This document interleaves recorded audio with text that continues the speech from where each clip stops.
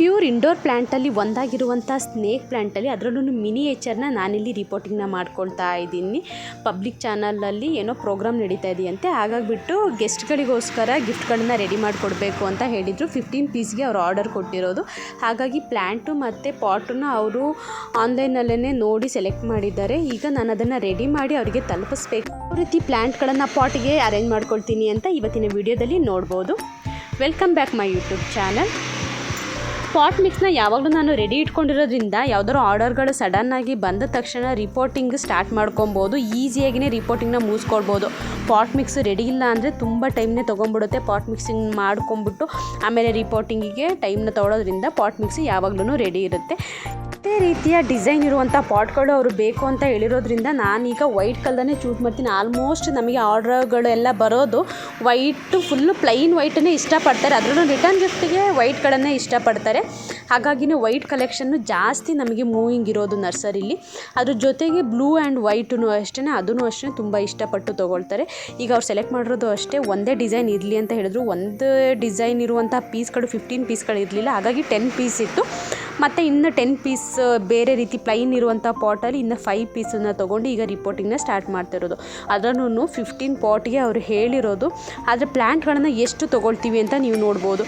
ಈಗ ನರ್ಸರಿಯಲ್ಲಿ almost reporting ಮಾಡಿರುವಂತಹ ಪ್ಲ್ಯಾಂಟಲ್ಲಿ ಅದರಲ್ಲೂ ಹೆಲ್ದಿ ಇರುವಂಥ ಪ್ಲ್ಯಾಂಟನ್ನು ಮಾತ್ರ ಚೂಸ್ ಮಾಡಬೇಕು. ಸೆಲೆಕ್ಟ್ ಮಾಡಿ ಪಾಟಿಗೆ ಹಾಕೊಡಿ ಅಂತ ಹೇಳೋದಕ್ಕೂ ನಮಗೇನೆ ಸೆಲೆಕ್ಟ್ ಮಾಡಿ ಹಾಕೊಡಿ ನೀವೇನೆ ಅಂತ ಹೇಳೋದಕ್ಕೂ ತುಂಬ ವ್ಯತ್ಯಾಸಗಳಿದೆ.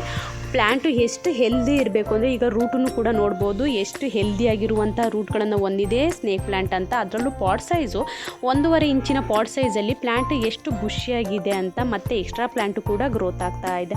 ಈಗ ನಮಗೇನೆ ಸೆಲೆಕ್ಟ್ ಮಾಡಿ ನೀವೇನೆ ಹಾಕೊಡಿ ಅಂತ ಹೇಳೋದ್ರಿಂದ ಆಲ್ಮೋಸ್ಟ್ ಸೆಲೆಕ್ಟೆಡ್ ಇರುವಂತಹ ಪ್ಲ್ಯಾಂಟ್ಗಳನ್ನೇ ನಾವಿಲ್ಲಿ ತೊಗೊಳ್ಬೇಕು. ಎಲೆಗಳು ಅಷ್ಟೇ ಚೆನ್ನಾಗಿರಬೇಕು, ಎಲ್ಲೂ ಡ್ಯಾಮೇಜ್ ಆಗಿರಬಾರ್ದು. ಹಾಗಿದ್ದಾಗ ನಮಗೆ ಹಾಕೊಟ್ಟಾಗ ನಮಗೂ ಕೂಡ ಒಂದು ಸಮಾಧಾನ ಅನ್ನೋದಿರುತ್ತೆ ಅಲ್ವಾ. ಹಾಗಾಗಿಯೇ ಈಗ 15 ಪಾಟ್ಗಳಿಗೆ ಅವರು ಹೇಳಿರೋದು ನಾವಿಲ್ಲಿ 25 ಪಾಟಲ್ಲಿರುವಂತಹ ಪ್ಲ್ಯಾಂಟ್ಗಳನ್ನು ತೆಗಿತಾ ಇದ್ದೀವಿ. ಯಾಕೆ ಅಂದರೆ ಡ್ಯಾಮೇಜ್ ಪ್ಲ್ಯಾಂಟ್ಗಳನ್ನು ಹಾಕ್ಕೊಡ್ತಾ ಇಲ್ಲ. ಈ ರೀತಿ ಹೆಲ್ದಿ ಇರುವಂಥ ಪ್ಲ್ಯಾಂಟ್ಗಳನ್ನು ಹಾಕ್ಕೊಡೋದ್ರಿಂದ ಏನಾಗುತ್ತೆ, ಅವರಿಗೂ ಕೂಡ ತುಂಬ ಟೈಮು ಅವರಿಗೆ ಒಂದೇ ಪಾಟಲ್ಲಿ ಇಟ್ಕೊಂಡು ಮೇಂಟೆನೆನ್ಸ್ನು ಮಾಡ್ಬೋದು. ಗಿಡನೂ ಕೂಡ ಅವರಿಗೆ ಹಾಳಾಗೋದಿಲ್ಲ. ಕಂಪ್ಲೀಟಾಗಿ ಪ್ಲ್ಯಾಂಟಲ್ಲಿ ರೂಟೂ ಅಷ್ಟೇ ಚೆನ್ನಾಗಿರುವಂತಹ ಪ್ಲ್ಯಾಂಟನ್ನೇ ತೊಗೊಳ್ಬೇಕು. ಪ್ಲ್ಯಾಂಟ್ ಚೆನ್ನಾಗಿದೆ ಅಂತ ಹೇಳಿ ರೂಟು ಚೆನ್ನಾಗಿಲ್ಲ ಅಂದ್ರೂ ಅದನ್ನು ಹಾಕೋದ್ರಿಂದ ಏನಾಗುತ್ತೆ, ಪ್ಲ್ಯಾಂಟ್ ಕಂಪ್ಲೀಟಾಗಿ ಕೊಳ್ತೋಗುತ್ತೆ. ಈಗ ಯಾವ ರೀತಿ ಅಂದರೆ ರಿಟರ್ನ್ ಗಿಫ್ಟನ್ನು ಒಂದೊಂದು ಸಲ ಒಪ್ಕೊಂಬಾರ್ದು ಅಂತ ಅನಿಸುತ್ತೆ. ಯಾಕೆ ಅಂದರೆ ಈಗ 15 ಪಾಟಿಗೆ ಪ್ಲ್ಯಾಂಟ್ಗಳನ್ನ ಅವರು ಸೆಲೆಕ್ಟ್ ಮಾಡಿ ಅಂತ ಹೇಳಿರೋದು. ಏನಾಗುತ್ತೆ ಅಂದರೆ 25 ಪಾಟಲ್ಲಿರುವಂತಹ ಪ್ಲ್ಯಾಂಟಲ್ಲಿ ನಾವೀಗ ರಿಮೂವ್ ಮಾಡಿನೇ ಪಾಟ್ಗಳಿಗೆ ಹಾಕ್ಕೊಡ್ತೀವಿ. ಅದರಲ್ಲೂ ಸೆಲೆಕ್ಟೆಡ್ ಪ್ಲ್ಯಾಂಟನ್ನೇ ಹಾಕೊಡೋದ್ರಿಂದ ಏನಾಗುತ್ತೆ, ಮತ್ತೆ ನಮಗೆ ಕೆಲಸಗಳು ಮತ್ತೆ ಸ್ಟಾರ್ಟ್ ಆಗ್ತಾ ಹೋಗುತ್ತೆ. ಯಾಕೆ ಅಂದರೆ ಈಗ 25 ಪಾಟಲ್ಲಿ ತೆಗೆದಿರುವಂತಹ ಪ್ಲ್ಯಾಂಟ್ಗಳಲ್ಲಿ ಈಗ ಚೆನ್ನಾಗಿರುವಂತಹ ಪ್ಲ್ಯಾಂಟನ್ನು ತೆಗೆದಿರ್ತೀವಿ ನಾವು, ಮತ್ತು ಚೆನ್ನಾಗಿಲ್ದಿರುವಂಥದ್ದನ್ನು ಮತ್ತೆ ರಿಪೋರ್ಟಿಂಗ್ನ ಮಾಡ್ಕೊಳ್ಬೇಕು. ಮತ್ತು ಅದು ಸ್ಟಾರ್ಟಿಂಗಿಂದ ಮತ್ತೆ ಗ್ರೋನ ಸ್ಟಾರ್ಟ್ ಮಾಡ್ಕೊಳ್ಬೇಕು ಪ್ಲ್ಯಾಂಟನ್ನು ಕೂಡ. ಹಾಗಾಗಿ ಏನಾಗುತ್ತೆ ಅಂದರೆ ತುಂಬಾ ಸ್ಟ್ರಗಲ್ ಅಂತಲೇ ಹೇಳ್ಬೋದು. ರಿಪೋರ್ಟಿಂಗ್ ಅಷ್ಟು ಸುಲಭವಾಗಿ ಆಗೋದಿಲ್ಲ. ಈಗ ಬರೀ 15 ಪ್ಲ್ಯಾಂಟನ್ನು ಅವ್ರು ಹೇಳಿರೋದು ಪಾಟ್ ಸಮೇತ. ಅದಕ್ಕೇ ನನಗೆ ಒಂದು ಅರ್ಧ ದಿನವೇ ತೊಗೊಳ್ತು ಅಂತಲೇ ಹೇಳ್ಬೋದು. ಯಾಕೆ ಅಂದರೆ ಕಂಪ್ಲೀಟಾಗಿ ನೀವು ವಿಡಿಯೋ ನೋಡಬೇಕಾದ್ರೆ ಗೊತ್ತಾಗುತ್ತೆ ಸ್ಟೆಪ್ ಬೈ ಸ್ಟೆಪ್ ಯಾವ ರೀತಿ ಅದು ರಿಪೋರ್ಟಿಂಗ್ನ ಸ್ಟಾರ್ಟ್ ಮಾಡ್ಕೊಳೋದ್ರಿಂದ ಎಂಡಿಂಗ್ ಸ್ಟೇಜ್ವರೆಗೂ ಎಷ್ಟು ವೇನ ತೊಗೊಳುತ್ತೆ ಅನ್ನೋದು ಕೂಡ ನೋಡ್ಬೋದು ವಿಡಿಯೋದಲ್ಲೇ.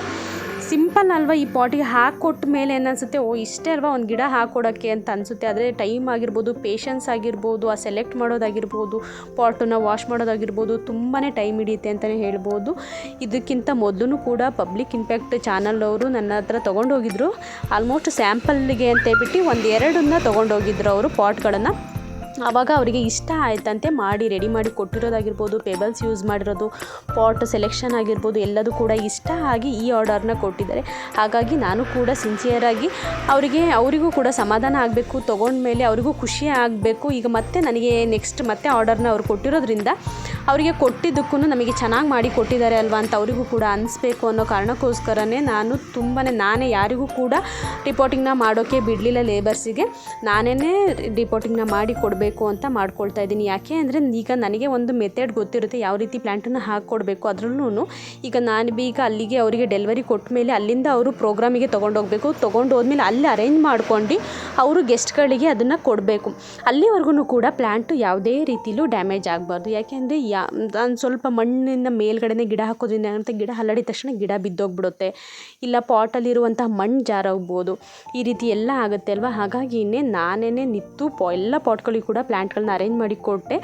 ಆಗ ಏನಾಗುತ್ತೆ ಅಂದರೆ ಒಂದು ಮೆಥಡಲ್ಲಿ ನಾನು ಹಾಕೋದು ಏನಾಗುತ್ತೆ, ಎಷ್ಟೇ ಜರ್ನಿ ಮಾಡಿದ್ರು ಅಷ್ಟೇ ನಾವು ಈ ಕೊರಿಯರ್ ಮಾಡಬೇಕಾದ್ರೂ ಯಾರಿಗೂ ಕೂಡ ಪ್ಲ್ಯಾಂಟ್ ಆಗಿರ್ಬೋದು ಪಾಟ್ ಆಗಿರ್ಬೋದು ಯಾವುದೇ ಕಾರಣಕ್ಕೂ ಕೂಡ ಡ್ಯಾಮೇಜ್ ಆಗಿದೆ ಅಂತ ಬಂದಿಲ್ಲ. ಯಾಕೆ ಅಂದರೆ ಅಷ್ಟು ನೀಟಾಗಿ ಫಿನಿಶಿಂಗ್ ಮಾಡಿರ್ತೀವಿ. ಹಾಗಾಗಿ ಪ್ಲ್ಯಾಂಟ್ ಆಗಿರ್ಬೋದು ಪಾಟ್ ಆಗಿರ್ಬೋದು ಯಾವುದೇ ಕಾರಣಕ್ಕೂ ಕೂಡ ಡ್ಯಾಮೇಜ್ ಆಗೋದಿಲ್ಲ. ಅದರಲ್ಲೂ ಒಂದೆರಡು ಪಾಟಿಗೆ ನಾನೀಗ ರೆಡಿ ಮಾಡಿ ಇಟ್ಟಿರ್ತೀವಿ, ಆಲ್ರೆಡಿ ಸೆಕ್ಯುಲೆಂಟನ್ನು ಹಾಕಿ ನಾನು ರೆಡಿ ಮಾಡಿ ಇಟ್ಟಿದ್ದೆ. ಅದನ್ನು ಕೂಡ ಈಗ ರಿಮೂವ್ ಮಾಡಿ, ಈಗ ಪಾಟ್ ಅದೇ ಥರದ್ದು ಬೇಕಾಗಿರೋದ್ರಿಂದ ಅದನ್ನು ರಿಮೂವ್ ಮಾಡಿನೂ ಕೂಡ ಹಾಕೊಳ್ಳೋಕ್ಕೆ ಇಟ್ಕೊಂಡಿದ್ದೀನಿ. 2 ಪಾಟು ಆಲ್ಮೋಸ್ಟ್ ರೆಡಿ ಇರುವಂತಹ ಪಾಟ್ ಆ್ಯಂಡ್ ಪ್ಲ್ಯಾಂಟು ರೆಡಿನೇ ಇರುತ್ತೆ ಆಲ್ಮೋಸ್ಟು. ಈಗ ಇಂಥದ್ದೇ ಪ್ಲ್ಯಾಂಟ್ ಬೇಕು, ಇಂಥದ್ದೇ ಪಾಟ್ ಬೇಕು ಅಂತ ಹೇಳಿದಾಗ ಮಾತ್ರ ನಾವಿಲ್ಲಿ ಚೂಸ್ ಮಾಡಿ ಕೊಡ್ತೀವಿ. ಇಲ್ಲಾಂದರೆ ಈಗ ಮನಿ ಪ್ಲ್ಯಾಂಟ್ ಬೇಕಂದರೆ ಸೆರಾಮಿಕ್ ಪಾಟಲ್ಲಿ ರೆಡಿನೇ ಇರುತ್ತೆ. ಕ್ಯಾಕ್ಟಸ್ ಆಗಿರ್ಬೋದು, ಸ್ನೇಕ್ ಪ್ಲ್ಯಾಂಟ್ಗಳಾಗಿರ್ಬೋದು, ಪ್ಯೂರ್ ಇಂಡೋರ್ ಪ್ಲ್ಯಾಂಟ್ಗಳೆಲ್ಲ ಆಲ್ಮೋಸ್ಟ್ ರೆಡಿಯಾಗೇ ಇರುತ್ತೆ.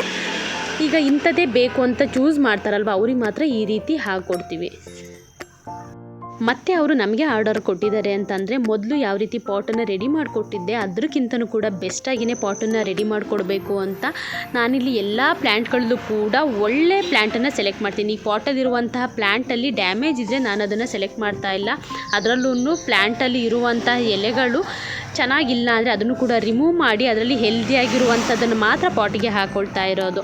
ಆ ಪ್ಲ್ಯಾಂಟು ಪಾಟಿಗೆ ಎಷ್ಟು ಚೆನ್ನಾಗಿ ಕಾಣ್ತಾ ಇತ್ತಂದರೆ ನಾನು ಈ ಪಾಟನ್ನು ಸೆಲೆಕ್ಟ್ ಮಾಡಿದಾರಲ್ವ ಯಾವ ರೀತಿ ಕಾಣುತ್ತೆ ಅಂತ ಅಂದ್ಕೊಳ್ತಾ ಇದ್ದೆ. ಅದರಲ್ಲೂ ನಾನು ಮಾತ್ರ ಪ್ಲ್ಯಾಂಟನ್ನು ಇದನ್ನೇ ಚೂಸ್ ಮಾಡಿದೆ. ಪ್ಲ್ಯಾಂಟನ್ನು ಮಾತ್ರ ನಾನೇ ಚೂಸ್ ಮಾಡಿ ಹಾಕ್ಕೊಳ್ತಾ ಇದ್ದೀನಿ. ಯಾಕೆಂದರೆ ಪಾಟ್ ಸೈಜು ಚಿಕ್ಕದಿದ್ದಾಗ ಏನು ಮಾಡಬೇಕು, ಚಿಕ್ಕದಿರುವಂತಹ ಪ್ಲ್ಯಾಂಟ್ಗಳನ್ನು ಹಾಕ್ಕೊಳ್ಬೇಕು. ಪಾಟ್ ಸೈಜು ದೊಡ್ಡದಿದೆ ಅಂದರೆ ದೊಡ್ಡದಾಗಿರುವಂತಹ ಪ್ಲ್ಯಾಂಟನ್ನು ಹಾಕ್ಕೊಳ್ಬೇಕು.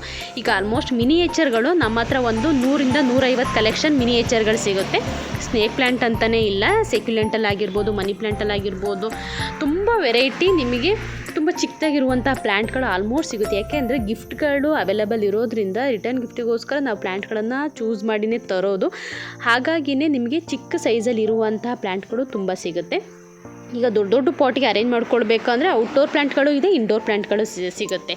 ಈ ಚಿಕ್ಕ ಚಿಕ್ಕ ಪ್ಲ್ಯಾಂಟ್ಗಳು ಅಷ್ಟೇ, ಔಟ್ಡೋರು ಇದೆ, ಇಂಡೋರು ಇದೆ, ಸೆಮಿ ಶೇಡ್ ಪ್ಲ್ಯಾಂಟ್ಗಳು ಕೂಡ ಅವೈಲೇಬಲ್ ಇದೆ. ಪಾಟ್ಗಳಿಗೆ 15 ಪಾಟ್ಗಳಿಗೆ 25 ಪ್ಲ್ಯಾಂಟ್ ಇರುವಂತಹ ಪಾಟನ್ನು ತಂದು ಅರೇಂಜ್ ಮಾಡಿದ್ರು ಕೂಡ ಸಾಕಾಗಲಿಲ್ಲ. ಮತ್ತೆ ಎಕ್ಸ್ಟ್ರಾ ಒಂದು 5 ಪ್ಲ್ಯಾಂಟಲ್ಲಿ ಮತ್ತೆ ರಿಮೂವ್ ಮಾಡ್ಕೊಳ್ತಾ ಇದ್ದೀನಿ.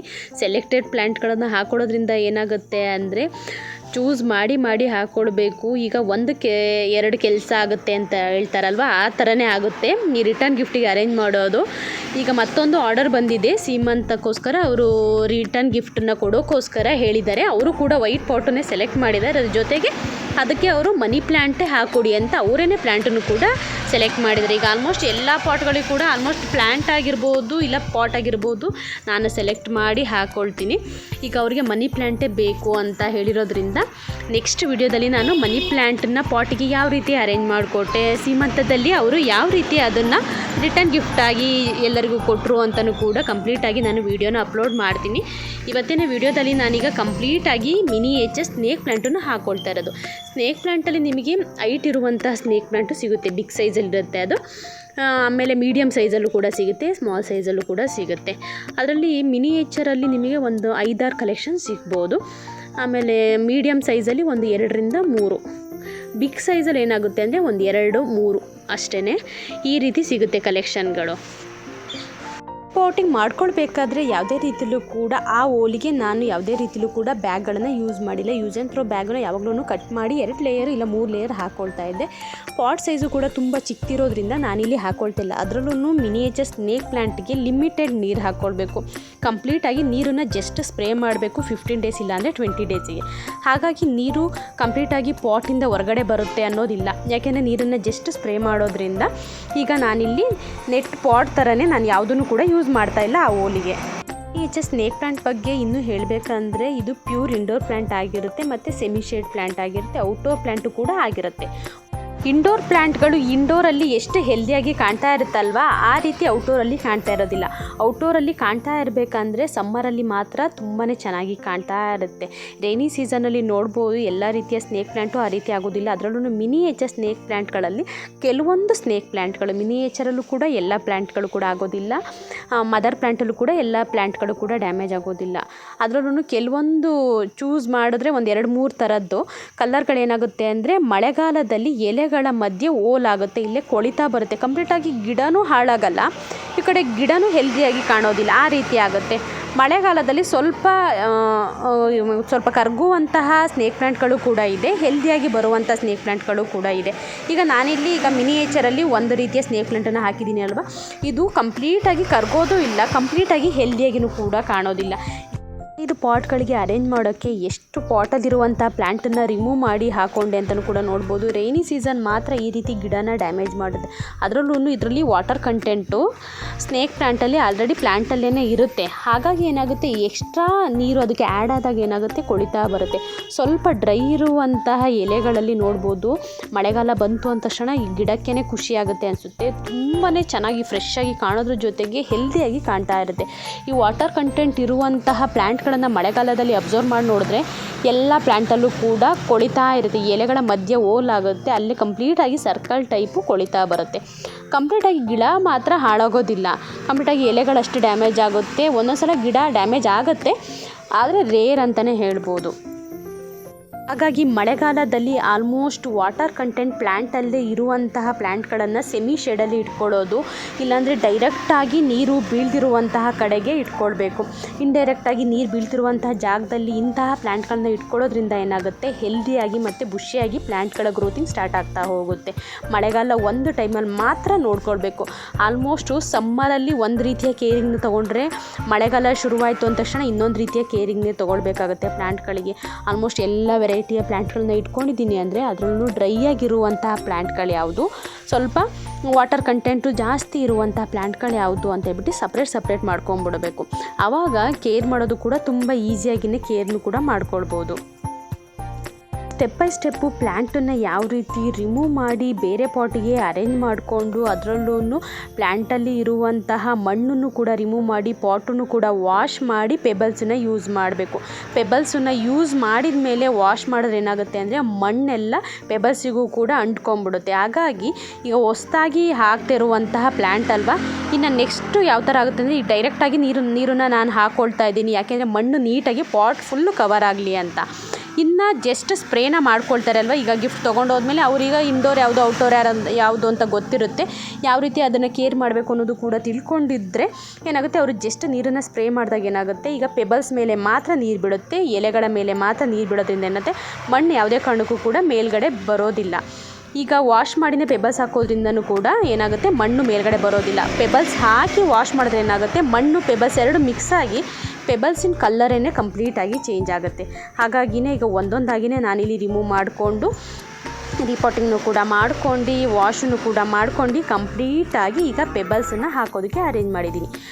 ಪೆಬಲ್ಸ್ ಹಾಕೊಂಡ್ಮೇಲೆ ಪಾಟಲ್ಲಿರುವಂಥ ಪ್ಲ್ಯಾಂಟು ಇನ್ನೂ ರಿಚ್ಚಾಗಿ ಕಾಣೋಕ್ಕೆ ಸ್ಟಾರ್ಟ್ ಆಗುತ್ತೆ ಅಂತಲೇ ಹೇಳ್ಬೋದು. ಈಗ ಕಂಪ್ಲೀಟಾಗಿ ಜಸ್ಟ್ ಬ್ಲ್ಯಾಕ್ ಪಾಟಲ್ಲಿರುವಂತಹ ಪ್ಲ್ಯಾಂಟಿಗೂ ಪ್ಲೈನಾಗಿರುವಂತಹ ವೈಟ್ ಪಾಟ್ಗೂ ನೋಡಿದಾಗ ಏನಾಗುತ್ತೆ, ಇದು ನಿಜವಾಗ್ಲೂ ಚೆನ್ನಾಗಿ ಕಾಣುತ್ತೋ ಇಲ್ಲವೋ ಅನ್ನೋ ಕನ್ಫ್ಯೂಷನ್ ಇರುತ್ತೆ.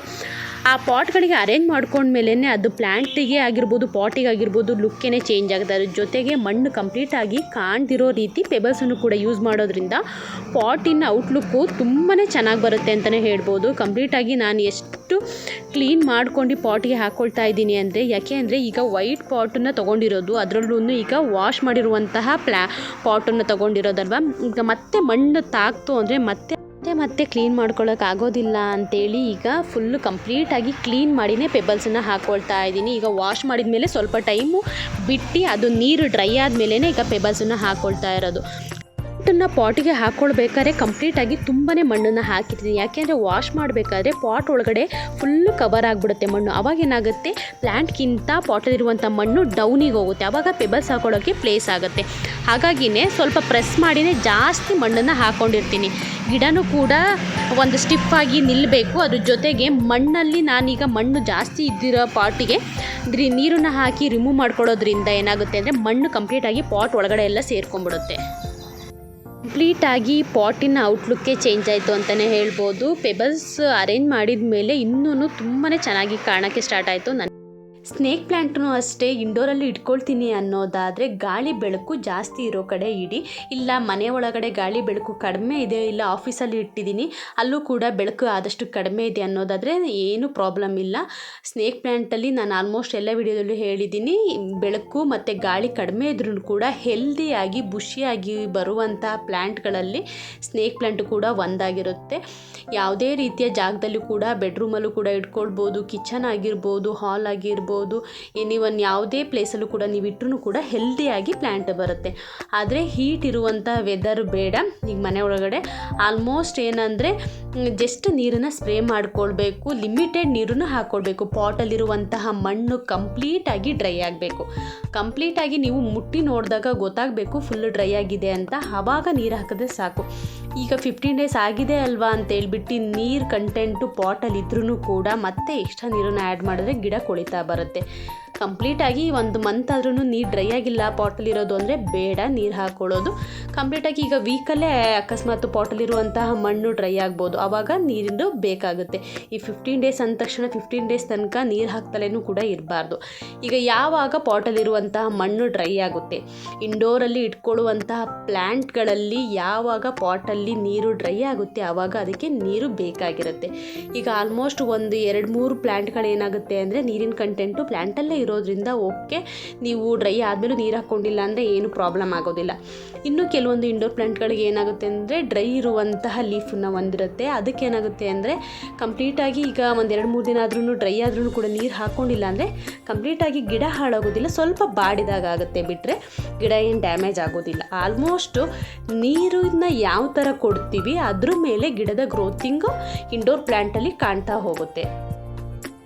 ಇವತ್ತಿನ ವಿಡಿಯೋದಲ್ಲಿ ಮಿನಿಯೇಚರ್ ಸ್ನೇಕ್ ಪ್ಲ್ಯಾಂಟನ್ನು ಯಾವ ರೀತಿ ಸೆರಾಮಿಕ್ ಪಾಟ್ಗೆ ಅರೇಂಜ್ ಮಾಡಿದೆ ಅನ್ನುವಂತಹ ಕಂಪ್ಲೀಟಾಗಿ ಸ್ಟೆಪ್ ಬೈ ಸ್ಟೆಪ್ಪು ನಾನೀಗ ತೋರಿಸಿದ್ದೀನಿ ವಿಡಿಯೋದಲ್ಲಿ. ನಿಮಗೆಲ್ಲ ವಿಡಿಯೋ ಇಷ್ಟ ಆದರೆ ವಿಡಿಯೋನ ಲೈಕ್ ಮಾಡಿ, ಶೇರ್ ಮಾಡಿ, ಕಮೆಂಟ್ ಮಾಡಿ, ಜೊತೆಗೆ ಚಾನಲ್ನ ಸಬ್ಸ್ಕ್ರೈಬ್ ಆಗೋದನ್ನ ಮರಿಬೇಡಿ. ಜೊತೆಗೆ ನನ್ನ ರಿಪೋರ್ಟಿಂಗ್ ಮಾಡಿರುವಂತಹ ಮೆಥಡ್ ಆಗಿರ್ಬೋದು, ಸೆರಾಮಿಕ್ ಪಾಟ್ಗೆ ಅರೇಂಜ್ ಮಾಡಿರುವಂತಹ ಪ್ಲ್ಯಾಂಟ್ ಆಗಿರ್ಬೋದು, ಯಾವ ರೀತಿ ಕಾಣ್ತಿದೆ ಅಂತ ಕಮೆಂಟ್ ಮುಖಾಂತರ ತಿಳಿಸ್ಬೋದು. ಇಲ್ಲಿಗೆ ವಿಡಿಯೋನ ಎಂಡ್ ಮಾಡ್ತಾ ಇದ್ದೀನಿ. Thank you for watching.